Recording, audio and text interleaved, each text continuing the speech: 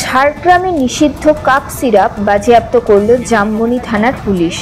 শনিবার বেলা 12:30 নাগাদ এক বিশেষ অভিযান চালিয়ে 6 নম্বর জাতীয় সড়ক চিচিরানাকা পয়েন্ট থেকে একটি লরি থেকে এই নিষিদ্ধ কাপ সিরাপ উদ্ধার করা হয়। পুলিশ সূত্রে জানা গেছে, কাশীপুর থেকে একটি লরি সম্বলপুরের উদ্দেশ্যে যাচ্ছিল। ওই সময় পুলিশ নাকা চেকিং করার সময় নিষিদ্ধ কাপ সিরাপ বাজেয়াপ্ত করেন। সর্বমোট 450টি বোতল নিষিদ্ধ কাপ সিরাপ বাজেয়াপ্ত করা হয়। আটক করা হয় 3 জনকে। এদিনের অভিযানে ছিলেন জামবনি থানার আইসি অভিজিৎ বসু মল্লিক, ঝাড়গ্রামের এসডিপিও এবং জামবনি ব্লকের যুগ্ম বিডিও অভিষেক ভট্টাচার্য।